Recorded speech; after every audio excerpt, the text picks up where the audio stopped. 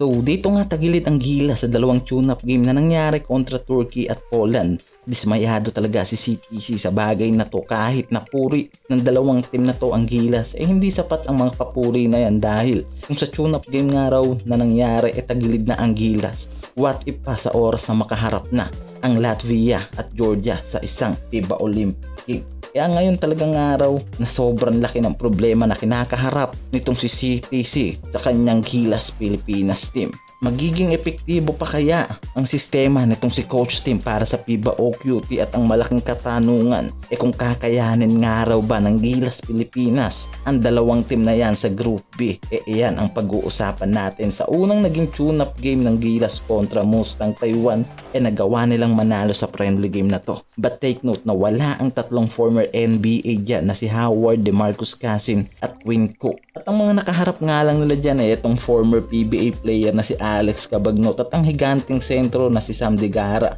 At nabigyan naman sila ng magandang laban dito ng Gilas Pilipinas. Magandang laban para sa Mustang pero dismayado pa rin ang iba dahil nga sa wala ang mga NBA star na inabangan nila sa tune-up game na to. Malaking katanungan nga dito raw kung present ang mga NBA players tulad nila Howard at DeMarcus Cousins, sama mo pa itong si Quinn Cook, magagawa nga raw kaya ng Gilas na talunin ang Mustang Taiwan sa ganyang lineup. At ang nangyaring friendly game ng Gilas kontra Turkey, naging maganda ang panimula ng Gilas dyan at umasa nga si Coach Tim na mabibigay ng Gilas ang solidong laro nila sa mga player na to at ang intensyon talagang araw dito ng Gilas at nitong si CTC na makuha ang pagkapanalo sa national team ng Turkey kasama ang NBA player na si Tarik Bayverovic na pinangunahan ang team ng Turkey.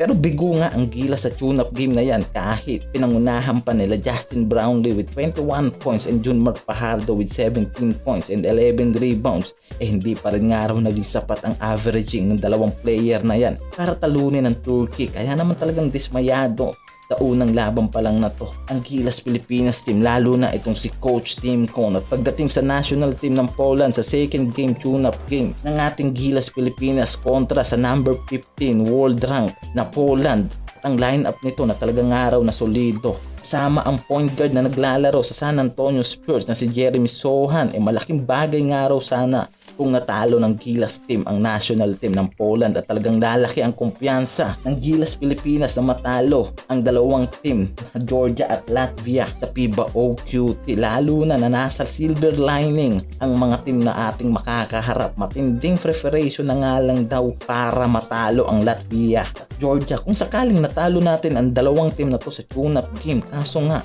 tumagilid ang Gilas Pilipinas sa nangyaring laban na yan, kaya talagang malaking dismaya at problema ang kinakaharap ng ating Gilas Pilipinas ngayon. Talagang kapansan-pansin nga raw sa naging tune-up game na yan ang kakulangan natin sa mga point guard and mahuhusay na guard. Although meron tayong Ramos at Perez Baresnat na para tapatan nga raw ang mga mahuhusay na players sa Europe